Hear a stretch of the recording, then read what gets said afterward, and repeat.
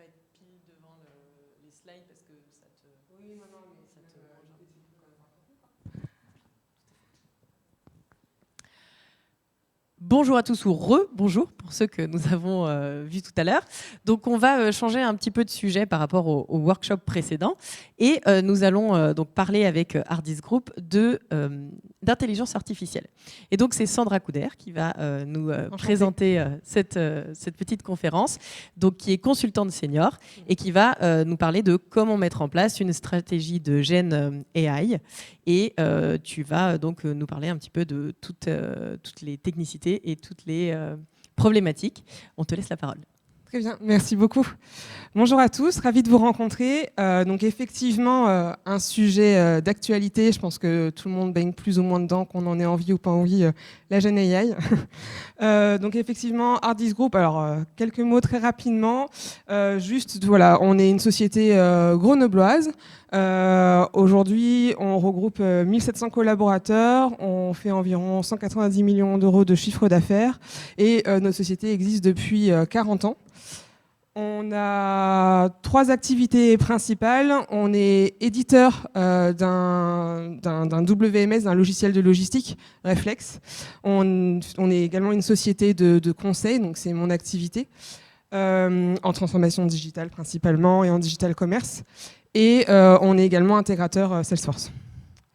On est implanté donc en France, bien sûr, notre siège social est à Grenoble. On a également plusieurs antennes, notamment une à Paris, à Bordeaux, Lille, Nantes, Lyon. Et on est présent sur plusieurs pays d'Europe, comme vous pouvez le constater ici. Et voilà, nos valeurs, ce qui fait notre différence finalement, c'est notre engagement client, la relation de proximité humaine qu'on s'attache à avoir voilà, dans chacune de nos missions. Et voilà, et avoir aussi une ouverture d'esprit, une ouverture sur le monde, une ouverture sur l'actualité, les toutes nouvelles techno, etc. Enfin, c'est ce qui fait l'essence de notre métier et c'est là qu'on apporte de la valeur ajoutée à nos clients. Donc, comme vous le disait ma collègue, donc voilà. Donc aujourd'hui, je suis là pour vous parler de Gen AI et plus précisément dans notre monde pro, comment on met en place concrètement une stratégie de Gen AI, qu'est-ce qu'on peut en faire en entreprise et quels sont les cas d'usage qu'on voit de plus en plus émerger chez nos clients, quels sont ceux qu'on fabrique à leur côté. Donc pour ma part, comme un peu grosse la photo, Sandra Couder. Donc oui, effectivement, je suis consultante senior et je connais bien vos métiers parce que voilà, j'ai été moi-même responsable e-commerce et responsable marketplace. J'ai mené des projets de migration, de refonte, etc. de sites, dont la création d'une marketplace en tant qu'opérateur. Donc voilà, tout ça, ce sont des problématiques que je connais bien. Donc aujourd'hui, je travaille sur de nombreuses missions, dont beaucoup de missions appliquées à la Gen AI parce que c'est un peu le sujet chaud du moment. Mais en tout cas, voilà, vos sujets, je les connais, je les comprends et on pourra échanger là-dessus si vous le souhaitez. Donc la Gen AI, alors quelques chiffres assez impressionnants à notre sens. Ce qu'il faut voir, c'est que ChatGPT a atteint les 1 million d'utilisateurs en 5 jours. Il faut savoir que pour Netflix, c'était 3 ans et demi et que pour Instagram, c'était 2 ans et demi. Ça, c'est juste, ça donne un petit peu une dimension du côté vertigineux de la Gen AI finalement aujourd'hui, dans quelle dimension on est transporté avec ça. Ce qu'on estime, c'est que en 2026, on aura environ 3/4 des boîtes qui auront intégré de la Gen AI dans leur stratégie IT. Voilà. Il faut savoir qu'en 2023, il n'y avait que 5% voilà, des entreprises qui s'étaient lancées là-dessus. Donc il y a un énorme sujet sur la Gen AI, ça pousse très vite et très fort. Et voilà, on estime qu'on va avoir une croissance aux alentours des 25% par an entre 2024 et 2030 sur les sujets liés à l'intelligence artificielle. Donc finalement, c'est un sujet qui touche notre quotidien à tous dans le monde pro, que ce soit dans le digital commerce, le monde des marketplaces ou l'IT. Et voilà, c'est un enjeu de transformation digitale majeure pour finalement toutes les entreprises. Et c'est pour ça que je suis venue vous en parler aujourd'hui. Aujourd'hui, quelles sont les principales opportunités qui sont identifiées d'un point de vue business au niveau de la Gen AI ? Il y a évidemment une amélioration de la productivité en entreprise, optimisation des process, voilà, des tâches récurrentes, etc. Une opportunité aussi de réduire ses coûts à travers cette automatisation. Une accélération de l'innovation. À notre niveau, on est également convaincu que la Gen AI, c'est un excellent moyen de se stimuler intellectuellement et d'aller développer notre créativité. Donc il y a pour nous de vrais leviers d'opportunité à travers la Gen AI là-dessus. C'est aussi pour nos clients une opportunité d'aller faire de la personnalisation à grande échelle, notamment au e-commerce. Aujourd'hui, on commence à arriver sur des sujets d'ultra personnalisation où voilà, on peut complètement imaginer une page de site e-commerce personnalisée en one-to-one par rapport voilà, à un historique utilisateur, à des paramètres externes comme la météo dans la commune de cet utilisateur, etc. Enfin, on peut imaginer beaucoup de choses et en fait, le champ des possibles devient assez énorme à ce niveau-là. Et également une prise de décision éclairée avec, voilà, si on ajoute une couche d'IA par-dessus de la Power BI et du machine learning, on peut commencer à aller très loin et à obtenir des analyses de données très, très poussées avec des corrélations de paramètres externes, etc. et à faire des choses vraiment intéressantes. Donc voilà, ça ce sont un peu les grandes thématiques d'opportunités qu'on peut aujourd'hui identifier. Mais enfin, je vais rentrer un peu plus dans le détail, c'est ça qui nous intéresse aujourd'hui à travers les REX. L'IA, ça fait rêver, mais voir concrètement qu'est-ce qu'on arrive aujourd'hui à fabriquer avec nos clients. Trois objectifs majeurs aujourd'hui qui ressortent à travers la Gen AI. Il y a un levier d'acculturation. Voilà, aujourd'hui, l'IA, on en entend tous parler, mais finalement, l'IA, qu'est-ce que c'est? Comment ça marche? Qu'est-ce qu'on en fait? Comment on peut l'appliquer? Quels sont aussi ses biais? Quels sont les facteurs auxquels il faut prêter attention? Voilà, tout ça, c'est des éléments sur lesquels on intervient auprès de nos clients pour dire oui, mais attention, ou enfin voilà, on acculture les équipes, on leur explique comment ça marche, les différents métiers. L'idée aussi, c'est d'accompagner nos clients pour les amener à identifier de nouvelles opportunités, voir comment ils peuvent mettre en place la Gen AI en entreprise, qu'est-ce qu'ils peuvent aller chercher, et puis mettre en œuvre, quoi, une fois qu'il y a eu des idées, qu'on a identifié les opportunités, concrètement, comment on s'y prend et comment on avance avec cette IA.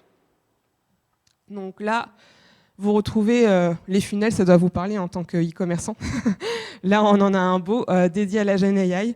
Finalement, la démarche avec l'IA, c'est quoi? Et je pense que, à mon sens, cette slide, c'est une des plus importantes de la présentation. Ça commence par, voilà, il faut déjà commencer par intellectualiser le concept, comprendre quelle est la différence entre une IA et un algorithme classique type Google, quelle va être la puissance de cette IA. Également, s'acculturer sur les différents use cases qui peuvent aujourd'hui exister en entreprise, ceux qui ont été produits d'ores et déjà par les plus grands groupes à travers le monde.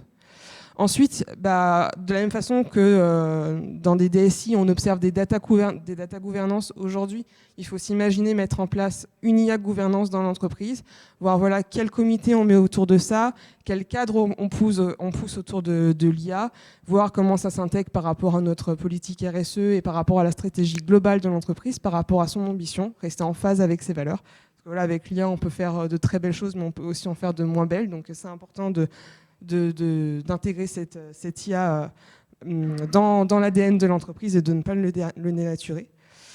Ensuite, bien sûr, on va voir quels sont les use cases qui vont émerger dans l'entreprise. Concrètement, qu'est-ce qu'on va pouvoir faire avec cette IA dans la boîte? Quels sont les cas d'usage voilà, qui vont émerger par rapport aux différents métiers et à l'activité de l'entreprise? Et ces différents use cases, une fois qu'ils auront été générés, on va se demander finalement, aujourd'hui il est très difficile d'aller calculer un ROI sur un use case avec de l'IA, tout simplement parce qu'en fait on a peu de recul, c'est tout neuf, quoi. Donc du coup on va plutôt chercher à aller déterminer une proof of value et ensuite à aller prioriser nos différents cas d'usage pour voir qu'est-ce qu'on commence à faire et à ne pas faire, comment on s'y prend, quoi, concrètement. Et après voilà, une fois qu'on a choisi le ou les cas d'usage avec lesquels se lancer, on y va, on commence un projet IT classique, quoi, j'ai envie de dire. On va créer un POC. Ce POC, on va voir qu'est-ce qu'il donne sur quelques mois. Et ensuite, de manière agile, soit on va itérer sur ce POC, soit derrière, on va industrialiser à l'échelle de l'entreprise et continuer à bosser sur notre portfolio de cas d'usage et sur notre backlog. Voilà. Donc ça, c'est un peu par rapport à la démarche qu'on peut avoir auprès de nos clients. Maintenant, ces fameux cas d'usage, c'est un mot que j'ai répété plusieurs fois depuis le début de ma présentation, mais c'est un peu le cœur du sujet, d'aller identifier voilà, quels sont les cas d'usage qu'on va pouvoir générer au sein de l'entreprise, qu'est-ce qu'on va pouvoir fabriquer avec l'IA. Et ces cas d'usage, il faut aller les chercher. Parce que voilà, aujourd'hui, on commence à avoir un référentiel de sujets un peu type qui émergent sur des fonctions support, etc., qui sont un peu génériques à tous les métiers, à toutes les boîtes. Mais après, chaque boîte a son propre métier, son propre savoir-faire, et il faut trouver des cas d'usage qui soient pertinents par rapport à ce savoir-faire-là. Donc, nous, nos recommandations pour aller chercher ces cas d'usage, aujourd'hui, on a identifié 4 grandes méthodes pour aller les fabriquer. La première, c'est un hackathon. C'est une fois qu'on a acculturé les collaborateurs au sein de la boîte, qu'on leur a donné un premier outil d'IA, que ce soit ChatGPT, Team, un Copilot ou un Gemini, peu importe, voir ce qu'ils arrivent à fabriquer avec, quelles sont les bonnes pratiques et quelles sont les idées qui émergent chez eux. Ça, c'est la première chose. La deuxième chose qui marche très très bien, c'est de faire de l'analyse de processus, donc reprendre un processus métier et dans ce processus, d'aller identifier les irritants, mettre un red flag dessus et de voir concrètement cet irritant, est-ce qu'on peut l'optimiser grâce à l'IA ou pas. Très souvent, la réponse est oui, et là, c'est un cas qui est très pertinent. Ensuite, il ne faut pas hésiter à demander à l'IA elle-même, en fait. L'IA, vous lui faites un prompt où vous lui expliquez votre société, votre activité, votre métier, les problématiques que vous avez au quotidien, le type de tâches que vous avez, et vous lui demandez concrètement qu'est-ce que vous pourriez faire avec elle et quels sont les cas d'usage que vous pourriez dégager dans votre quotidien. Et ensuite, comme je vous disais, aujourd'hui, on commence à avoir un recul, alors c'est un recul de 1-2 ans, de 2 ans plutôt dans notre cas, mais voilà, qui est assez court, mais malgré tout, on commence à avoir un catalogue de use case métiers, des use cases assez types. Là, vous en avez ici quelques exemples. Autre sujet important, vous allez voir, en fait, au début, les use cases, ça nous paraît être... on se dit, oh là là, mais comment on va aller chercher ces cas d'usage dans l'entreprise ? C'est toujours un petit peu dur de démarrer le sujet, les collaborateurs ont peur de se jeter à l'eau. Et finalement, assez vite, une fois qu'ils sont lancés, on se retrouve à recueillir beaucoup de cas d'usage, je ne vais pas dire trop, mais beaucoup, et après ces cas d'usage, il faut les classer.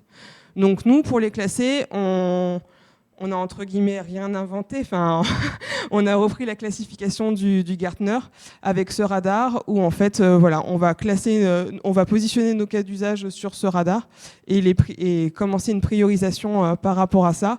Donc, en fonction de si c'est un cas d'usage qui relève du fonctionnement interne ou qui va avoir un impact sur notre relation client. Et est-ce que ce cas d'usage, il permet de l'automatisation de tâches quotidiennes plutôt, ou est-ce que ça va plutôt être un game changer qui va amener une sorte de révolution, on va dire, dans l'entreprise, peut-être générer un nouveau service ou autre. Donc ça, c'est une façon de classifier nos cas d'usage. Et par-dessus ça, on amène une deuxième couche, on va dire, pour aider à classifier ces cas d'usage avec 3 critères qui vont être la valeur ajoutée du cas, sa faisabilité technique et sa complexité de mise en œuvre. Et voilà, entre ce radar plus les 3 critères que je viens d'énoncer, on détaille tout ça et c'est ce qui va nous permettre d'aller chercher la proof of value de ce cas et de voir si oui ou non on le priorise pour le développement d'un POC ou si on le retarde un peu plus tard, quoi. Et complexité de mise en œuvre, plus d'un point de vue process métier vraiment dans la boîte, quoi. Et donc là, ici, vous retrouvez comme je vous disais, on commence à avoir une sorte presque de catalogue de cas d'usage. Aujourd'hui, ce qui marche très bien, c'est notamment la production de marketing automatisé. Je pense que vous avez peut-être déjà pu le constater dans vos métiers, mais aujourd'hui, la Gen AI est très bonne pour aller générer du visuel, pour aller générer du contenu optimisé pour le SEO, pour traduire des fiches produits, tout ça c'est un périmètre où on sait que la Gen AI est aujourd'hui très bonne et avec qui on peut faire beaucoup de choses. Tout ce qui est agent conversationnel aussi, tous les chatbots, etc. Aujourd'hui ils commencent à être de plus en plus performants et vraiment pertinents. On peut vraiment les alimenter avec beaucoup de données et les amener à avoir un niveau de conversation, on va dire, assez qualitatif. Maintenant, d'un point de vue back-office, donc on va dire plutôt sur les fonctions support, ce qu'on observe dans le domaine de la finance, par exemple. Aujourd'hui, un gros sujet, c'est par exemple si on prend du Power BI, avec tout ce qui est création de tableaux. Jusqu'ici, on avait des rapports qui étaient préformatés, qui venaient ensuite se mettre à jour, s'actualiser par rapport aux nouvelles données qui entraient dans le système. Là, aujourd'hui, demain, ce qu'on imagine et ce qu'on est en fait en train de déjà construire avec nos clients, c'est plutôt des chatbots où on dit, OK, là, aujourd'hui, pour telle présentation, j'ai besoin d'un rapport qui m'expose la saisonnalité des ventes sur telle période et qui me ressorte l'écart de marge. Enfin, bon, voilà. Et en fait, on explique au chatbot ce qu'on souhaite et derrière, le rapport se construit en live, en fait, par rapport à notre demande. Donc, finalement, ça permet un peu de changer de point de vue, de changer de prisme et de se dire, bah oui, plutôt que de préparer en amont des rapports, on agit au fil de l'eau, on est plus agile, quoi, finalement. Sur les process RH aussi, on a pas mal de use cases. Un use case assez classique, mais qui marche finalement assez bien, c'est celui où on va aller mettre notre fiche de poste dans l'outil. Derrière, on met les 50, 100 CV qu'on a reçus et on demande à l'IA d'aller nous ressortir les 5 meilleurs profils en nous faisant un petit résumé pour chacune des personnes sur chacun de ces profils. Ça fait partie des use cases qu'on voit assez classiquement sur ces métiers-là. Ensuite, sur la partie nouveaux produits, nouveaux services, là où l'IA, et comme je vous disais, l'IA c'est un énorme moyen de stimulation intellectuelle. Grâce à l'IA, ce dont on se rend compte, c'est que finalement le syndrome de la page blanche n'existe plus. Si on n'arrive pas à démarrer sur un sujet, il nous suffit de l'expliquer, de donner un petit peu de contexte à l'IA. Elle va nous lancer une première piste qui va commencer à nous permettre d'être stimulés intellectuellement et finalement d'aller beaucoup plus vite et beaucoup plus loin dans notre process de création et de conception. Et donc ça, c'est quelque chose qui est intéressant.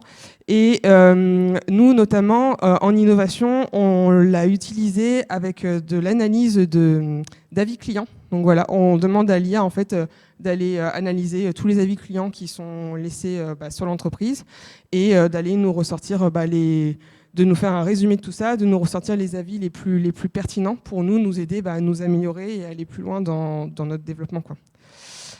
Et ensuite, sur tout ce qui est nouveaux produits, nouveaux services, ce que je vous disais, donc là, on est vraiment sur l'opportunité que crée Léa notamment, et je vous l'ai déjà dit, c'est l'ultra-personnalisation. C'est en fait, on va récupérer toute la richesse de la donnée, de la data client qu'on a déjà, nous, dans nos CRM, dans nos CDP, etc. Et par-dessus ça, on va pouvoir ajouter une couche avec des facteurs externes, avec toute la donnée qui est sur Internet, etc. Et aller encore plus loin dans cette ultra-personnalisation. Et vraiment, ça ouvre un champ des possibles et beaucoup de nouvelles opportunités. Maintenant, concrètement, l'IA, comment ça s'intègre dans un écosystème IT? Parce que voilà, c'est bien beau, mais en fait, comment on met ça dans notre DSI, comment on intègre ça par rapport à notre ERP, notre CRM, etc. C'est un peu ça aussi l'un des gros sujets sur lesquels on travaille avec nos clients. Donc, il faut savoir qu'il y a plusieurs solutions qui existent aujourd'hui. Tout d'abord, on va avoir les solutions génériques. Donc là, on va dire que c'est celle que tout le monde connaît. Ça va être une solution type ChatGPT, type Claude, type Gemini. Donc là, on est vraiment sur un outil classique où on va poser une question à l'IA qui, sur la base de données Internet, va apporter une réponse et du coup satisfaire l'utilisateur, mais sur la base finalement de données qui sont ouvertes à tout le monde et qui ne sont pas spécifiques par rapport à son métier. Là, la source de données, c'est Internet. Ensuite, on va avoir tout ce qui est solutions spécialisées, ce qu'on appelle le fine-tuning. Donc là, typiquement, un cas d'usage qui est assez connu là-dessus, c'est en radiologie, il y a des IA qu'on a pré-entraînées pour analyser plein de radios, et à chaque fois, on lui a montré, oh, tu vois, là, ça, c'est une fracture, là, ici, c'est une fracture, là, ici, c'est une fracture. Et finalement, à force d'être entraîné sur cette base de données, l'IA est devenue ultra spécialisée en radiologie et maintenant est capable d'identifier une fracture sur n'importe quelle radio. On observe aussi la même chose sur du juridique et ou encore sur le développement. L'IA est devenue très forte en développement. Enfin, là, je crois que c'est récemment, c'est sur O3 où l'IA a été même évaluée presque meilleure que le meilleur développeur du monde. Donc voilà, ça pose question sur ce métier, mais en tout cas, elle devient aussi très forte là-dessus. Donc voilà, deuxième solution, ce sont ces solutions spécialisées. Ensuite, solution très populaire en entreprise chez nos clients, il va y avoir le RAG avec qui on peut faire beaucoup de choses. Le RAG, qu'est-ce que c'est? Le RAG, ça va être l'entreprise qui va être connectée à un LLM. Donc LLM, donc les solutions de GenAI dont on parlait tout à l'heure, mais LLM auquel on va avoir ajouté une couche de données qui vont être propres à l'entreprise. C'est-à-dire que voilà, on va avoir une sorte de cloud qui va nous être propre, dans lequel on va avoir mis de la data. Et cette data voilà, va être sécurisée, on va mettre des guardrails autour pour s'assurer qu'elle ne s'échappe pas et qu'elle reste bien notre propriété. Et finalement, quand on va aller interroger cette fois le LLM, il va répondre sur la base des données de notre entreprise accumulées à celles d'Internet. Un cas ici, par exemple, au niveau du RH, pour vous illustrer ça, ça va être, on a eu un cas d'entreprise où on nous disait, bah voilà, moi ce que j'aimerais, c'est que quand je pose une question, certes, ça prenne en considération le code du travail et notre convention collective, mais aussi tous nos accords d'entreprise. Et là, typiquement, on rentre dans un cas de figure où on est sur du RAG, c'est-à-dire qu'on lui a mis un petit dossier en plus sur lequel il y a tous les accords d'entreprise, la convention collective, etc. Et quand on lui pose une question, eh bien, ça vient chercher en priorité sur les accords d'entreprise, dans la convention collective et ensuite dans le droit du travail pour apporter une réponse. Ça, typiquement, on est sur une architecture RAG. Ensuite, on a les applications. Un truc qui en soi peut sembler évident, mais auquel il faut malgré tout penser, c'est qu'aujourd'hui, bon, l'IA, c'est un peu le sujet incontournable, et donc tous les éditeurs de solutions, que ce soit un CMS e-commerce ou un ERP ou un CRM, tout le monde intègre une brique d'IA dans sa solution. Enfin voilà, c'est un peu le truc bateau et standard dans les PIM également. Enfin voilà. Et donc, ça vaut tout de même le coup, avant d'aller développer sa solution propre et de dépenser en coût de développement, de demander quelle est la roadmap éditeur de votre solution, de façon à savoir ce qu'eux ont prévu. Est-ce que c'est quelque chose qui va arriver dans un délai raisonnable, de façon à savoir si ça vaut le coup, vous, oui ou non, d'aller développer votre cas d'usage spécifique ou s'il vaut mieux attendre le développement de la solution. Et enfin, dernier gros sujet, j'ai envie de dire last but not least, les agents. Donc finalement, c'est un peu le gros sujet 2025. Aujourd'hui, tout l'époque qu'on est en train de tout l'époque ou presque qu'on est en train de fabriquer pour nos clients, c'est sur des cas d'agentivité. Donc les agents, qu'est-ce que c'est ? C'est plein de petits bouts d'IA en fait qui sont pré-entraînés à faire la même chose. Je vais vous donner des cas d'usage spécifiques juste après là-dessus, où en fait voilà. On va apprendre à cette IA à effectuer une tâche précise, à celle-ci à effectuer une seconde tâche et à celle-ci une troisième. Et ensuite, on va créer des boucles de conversation infinies entre ces trois agents qui font qu'ils fonctionnent en continu tout seuls. Donc, par exemple, on pourrait imaginer ici avoir une IA qui rédige des user stories sur la base d'un cahier des charges précédemment rédigé. Ensuite, ces US, elles sont transformées en code et ensuite, elles sont testées. Bon, je vous fais un schéma un peu grossier, mais dans l'idée, c'est ça. Et finalement, derrière, vous avez un site qui s'auto-développe tout seul. Je pense qu'il est raisonnable de penser que dans les 3 prochaines années, voire les 5, on a potentiellement des sites qui vont se développer tout seuls en une semaine. Enfin, c'est presque pas du rêve, on est vraiment assez proche de la réalité quand je dis ça, quoi. C'est vraiment, on a un paradigme qui va vraiment changer sur tous ces sujets. Alors, petite phrase un peu bateau, mais c'est important d'en avoir conscience. L'IA, c'est pas non plus une boîte magique qui fonctionne toute seule. C'est-à-dire que votre IA en entreprise, pour pouvoir fonctionner, pour pouvoir s'appliquer à votre métier, elle va avoir besoin de données. Donc ça veut dire qu'il faut que l'entreprise ait une gouvernance de données qui soit en place et qu'elle ait une donnée qui soit assez propre. C'est-à-dire que l'IA, si vous êtes sur une solution générique type ChatGPT, certes, elle va se baser sur Internet, mais si vous voulez rajouter, vous, votre couche de données, il faut que cette donnée elle soit organisée quelque part et qu'on puisse aller la puiser pour que derrière ça marche. Bon voilà, c'est un peu juste pour rappeler que c'est un prérequis indispensable. Et maintenant, donc, pour vous donner un peu des use cases un peu classiques qu'on a sortis de chez nos clients avec ce que c'est faire l'IA. Donc sur les solutions génériques, avec les solutions génériques, il faut savoir que par exemple avec un ChatGPT, on peut aller créer ce qu'on appelle des GPTs. Je ne sais pas si vous en avez déjà créé vous-même ou si vous en utilisez. Mais en fait, dans ChatGPT lui-même, vous pouvez aller déjà lui paramétrer un petit dossier dans lequel vous lui dites, bah là, tu vas prendre ce set de documents en plus de toi, ta connaissance et ta base de données pour répondre à un sujet. Nous, par exemple, c'est quelque chose qu'on a utilisé, on est assez engagé au sein du groupe Ardis sur le numérique responsable. on forme tous nos développeurs là-dessus, etc. Et donc, pour les aider à coder suivant ces principes-là, on a créé un GPTs dans lequel on a donné toute une base de connaissances, toutes les bonnes pratiques, on va dire, pour coder version numérique responsable. Et voilà. Et c'est juste un GPTs, en fait. Il n'y a pas de dev derrière. C'est juste un paramétrage. On a dit, voilà, tu viens chercher dans ce set de documents et tu réponds à l'utilisateur par rapport à ça.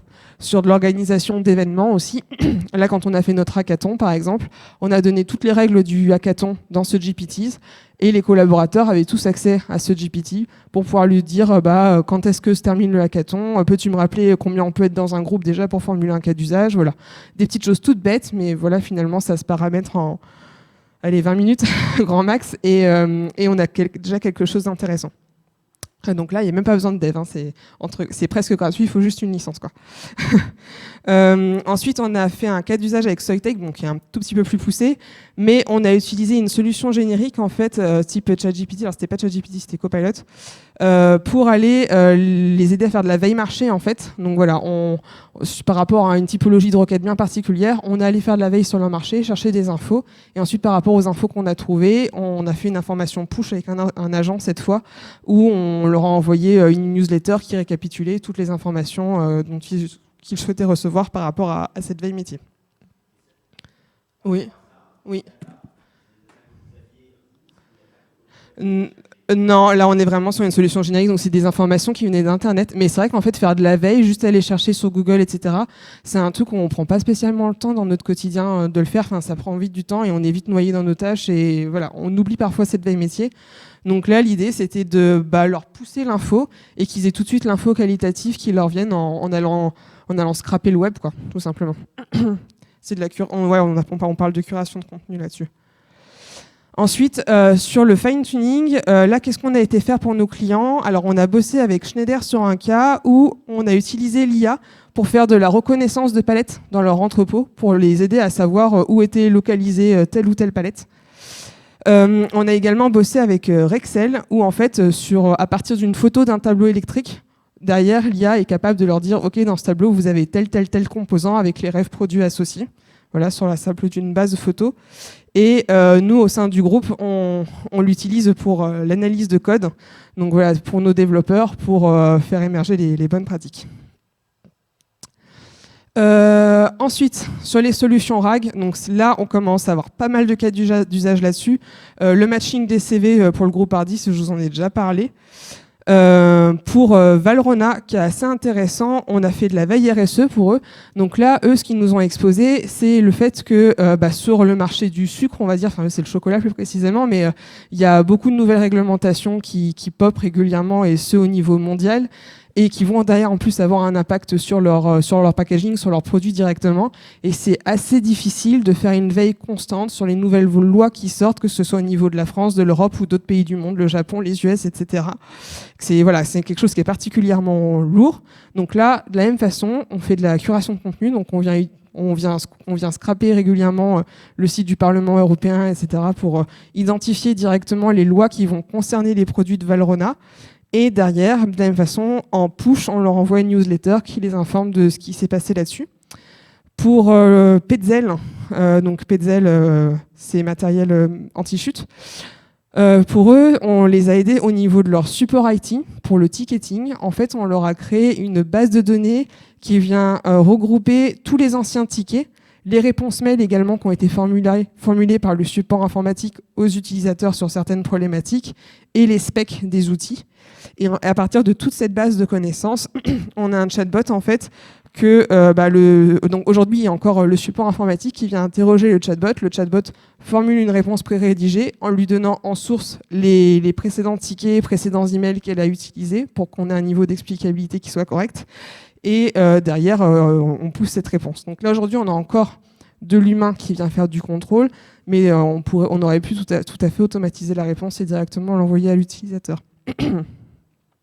Et il y a également le cas du groupe Artelia, où là, donc Artelia, c'est un gros groupe dans le BTP, et en fait, on les a aidés sur l'automatisation des réponses à appels d'offres.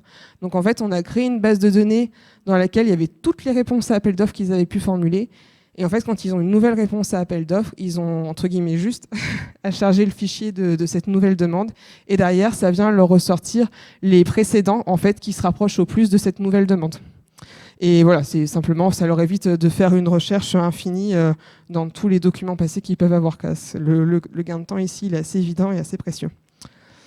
Maintenant, par rapport aux solutions applications, donc là, nous, les cas qu'on a, c'est plutôt des cas par rapport à Reflex, donc la solution qu'on a développée, nous, en tant qu'éditeur de logiciels, où on est plutôt venu aider nos clients. Donc là, Vinci Immobilier, on les a aidés par rapport à des demandes de logement sur de la location pour aller plus vite dans le traitement de leurs services clients. Et on a aidé le groupe Vision Group sur leur connaissance de produits. Bon voilà, aujourd'hui là, c'est assez appliqué à notre solution, donc je ne m'attarde pas vu que vous êtes plutôt orienté digital commerce. Et par rapport à l'agentivité, là, des choses qui sont, je pense, qui vont vous intéresser. Un cas notamment qu'on a fabriqué pour le groupe Rexel, c'est sur du testing en fait. Aujourd'hui, pour eux, ce qu'on a fait, c'est que, un peu comme je vous disais tout à l'heure, on a un agent qui vient générer des user stories. Et derrière, on a un deuxième agent qui vient les tester. Et derrière, on a un troisième agent qui vient rédiger la réponse OK, KO sur cette US et s'il faut la retester. Et ces trois agents, ils communiquent entre eux et ça crée une boucle infinie de discussion. Et en fait, voilà, aujourd'hui, ce qui est assez bluffant, c'est qu'entre l'humain et l'IA, l'IA arrive à faire à 90% ce que fait l'humain, mais en 10 minutes, alors qu'il faut une demi-journée à l'humain. Donc là, typiquement, on est sur un use case qui est assez parlant et qui marche très bien sur l'automatisation des tâches. Et donc Rexel a complètement repensé sa façon de sa politique de testing. Et finalement, ces testeurs, ils vont avoir un niveau plus analytique, plus macro. Ils vont plus être sur de l'analyse de comportement. Enfin voilà, ils sortent un peu de leurs tâches automatiques et ils vont plutôt se concentrer sur, sur de l'analyse de comportement et des choses plus poussées, on va dire. Et nous, on a un sujet avec ça, qui est le sujet du consultant augmenté. Donc, de notre côté, on est en train de fabriquer plusieurs agents pour, en fait, quand on a une demande client sur une mission de conseil, venir expliquer le besoin client, venir piocher dans notre base de consultants et derrière, aller proposer, rédiger un texte, une proposition pour, entre guillemets, un argumentaire de vente pour ce consultant, expliquer pourquoi c'est le meilleur candidat pour ce client. Et voilà, en fait, ça nous permet, parmi nos 150 profils, voir qui est dispo, pas dispo, qui pourrait répondre à la demande du client, qui a déjà une expérience là-dessus. Et c'est un très bon outil interne pour nous. Et donc là, de la même façon, on a plusieurs agents qui communiquent entre eux. En bref, avec l'IA, ce qu'il faut voir, c'est que le principal risque, c'est finalement de ne pas y aller. Parce qu'il y a beaucoup de choses qui peuvent être faites aujourd'hui, et ce, avec un coût qui reste assez raisonnable. Voilà, faut savoir qu'un POC, c'est entre 10 et 20 jours hommes, bien souvent, donc ce n'est pas des sommes qui sont faramineuses. Après, malgré tout, voilà. Une stratégie IA, ça se gouverne, ça se met en place. Il y a des choses dont il faut avoir conscience. Il faut protéger les données de l'entreprise. Il y a également le sujet des droits d'auteur qui n'est pas aujourd'hui complètement sec d'un point de vue... Enfin, la jurisprudence est en train de se faire, mais c'est un sujet qui est encore en discussion. Il faut avoir conscience que l'IA, elle présente des biais. L'IA n'est pas une vérité absolue, c'est la réponse la plus probable. Voilà, faut pas oublier que l'IA, c'est un schéma de neurones et que donc c'est finalement ni plus ni moins qu'un calcul de probabilité sur ce schéma et ce raisonnement. Et il faut être capable, il faut lui demander de se justifier. Il faut qu'elle soit capable d'expliquer ses résultats et de nous assurer que ce soit les bons ou les moins bons. Et finalement, donc, en 2024, on a vu que l'IA était multimodable. Elle est capable de générer du texte, de la vidéo, du son. En 2025, c'est l'année de l'actionnabilité, de l'agentivité. Donc l'IA, finalement, va commencer à agir. Elle est capable de faire seule. Et les sujets qui vont venir, il y a la robotique, on ne sait pas si c'est 2025, 2026, mais voilà. Et l'IA générale et la super intelligence, on sait que c'est des sujets qui vont finalement arriver très vite. Quand on voit le projet Stargate aux US, c'en est un bel exemple. Merci, j'espère que je n'ai pas trop débordé. Tout juste, merci beaucoup Sandra. Est-ce que vous avez des questions ? Bon, c'était très clair. Peut-être une petite ? Juste ? Non, c'est bon ? Alors juste, je vous demande de parler le plus près possible du micro, sinon en live, ils ne nous entendent pas. Alors peut-être justement pour ramener ça au marketplace, tous les différents use cases que vous nous avez présentés dans vos clients, qu'est-ce que vous avez trouvé qui est le plus puissant aujourd'hui pour les marketplaces, ou quels sont les différents types de GenAI que les marketplaces tendent à déployer le plus? Alors aujourd'hui, on n'a pas de use case proprement appliqué au marketplace, je vais être transparente là-dessus. Ce qu'on voit aujourd'hui, c'est plutôt sur l'ultra personnalisation, donc par rapport à l'interface d'une page e-commerce. Ça va être par rapport à la génération de contenu, donc là c'est vraiment plus un use case digital commerce un peu plus global. Et derrière par contre, ce qu'on va pouvoir potentiellement envisager et faire avec de l'IA, mais que nous, on n'a pas encore fabriqué, c'est peut-être sur l'optimisation des flux des vendeurs vers les marketplaces, où là, je pense qu'il peut y avoir des sujets pour... voilà, il y a les agrégateurs qui existent aujourd'hui, certes, mais je pense que grâce à l'IA, on peut aller encore plus loin là-dessus et encore mieux fluidifier les différents process existants. Moi, j'avais une petite question pour toi. Alors, tu nous donnes des exemples avec des belles boîtes, mais on n'est pas tous très grandes sociétés ou très grands e-commerçants. Donc, pas forcément les moyens de mettre vraiment une équipe dédiée juste à l'IA. Est-ce que toi, du coup, tu aurais un conseil par rapport à ça? Est-ce qu'il y a des services où vous avez un retour d'expérience sur quel serait le service le plus à même pour prendre cette charge-là, ou qu'est-ce que vous voyez chez vos clients? Alors, globalement, il y a... Allez, souvent, c'est la DSI. C'est la DSI qui porte les sujets, c'est le cas le plus fréquent. Après, par contre, ceux qui sont demandeurs, qui sont porteurs, c'est souvent le marketing en premier lieu. Et de plus en plus des fonctions support. On a pas mal parlé des RH, c'est un métier sur lequel il y a beaucoup de choses à faire. Mais ouais, marketing, commercial, ouais, plus ces fonctions support-là, finalement, aujourd'hui. Assez peu les fonctions qui sont en frontal, en relation directe avec le client, plus les fonctions support. Voilà. Est-ce qu'on a une autre question ou pas? J'ai pas compris ce que vous aviez mis en place en interne pour votre consultant amélioré. C'est-à-dire que genre c'est juste un outil de dispatching, où vous avez, avec votre base de propal déjà faite, vous avez réussi à faire une auto-propal en fonction du besoin client? Alors, en fait, là, c'est un RAG qu'on a fait. Dans ce RAG, on a mis les CV de nos consultants. On a fait le lien aussi avec leur disponibilité, donc qu'ils aient à avoir accès finalement dans notre ERP au planning prévisionnel de ces consultants-là. Donc voilà, on est sur une architecture RAG, et derrière, on a un chatbot conversationnel dans lequel, comme dans ChatGPT, tu peux venir mettre une pièce jointe ou alors du texte où tu expliques finalement quel est ton besoin client, ou alors un PDF, un PowerPoint en pièce jointe dans lequel tu as le besoin client. Et tu demandes à partir de ça à l'outil d'aller te chercher les consultants les plus pertinents. Tu leur demandes 2, 3, enfin ce que tu veux, quoi. Oui, non. Alors ça, c'est voilà, effectivement, ça sort les meilleurs profils, mais ça fait la réponse à nos commerciaux.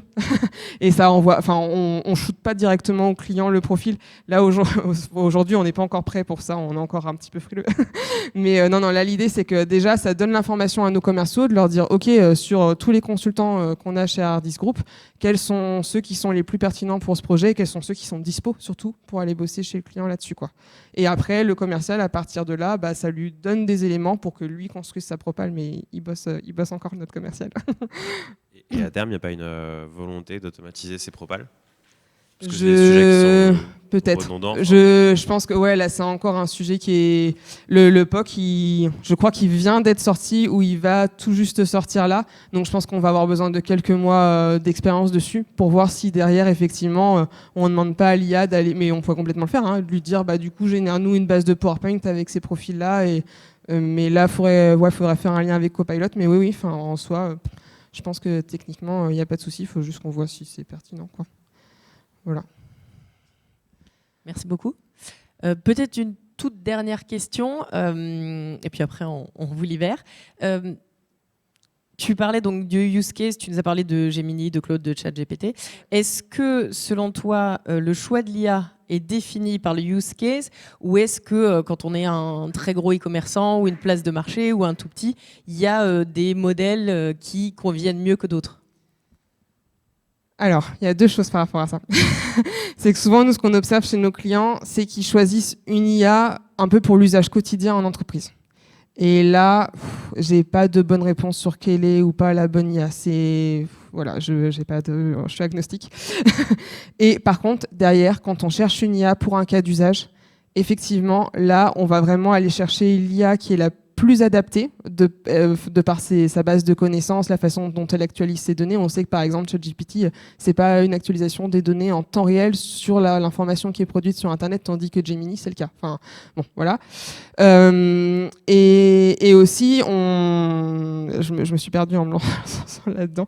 Et non, oui, et surtout on va se demander derrière la machine qu'il y a. Voilà, je vous l'ai dit chez Hardis, nous on a vraiment cette éthique du numérique responsable. On va se demander est-ce que ça vaut le coup d'aller faire tourner les gros data centers d'OpenAI pour ce cas d'usage-là, ou est-ce qu'on va pouvoir se concentrer sur une solution plus petite, accessoirement française, enfin si possible, voilà.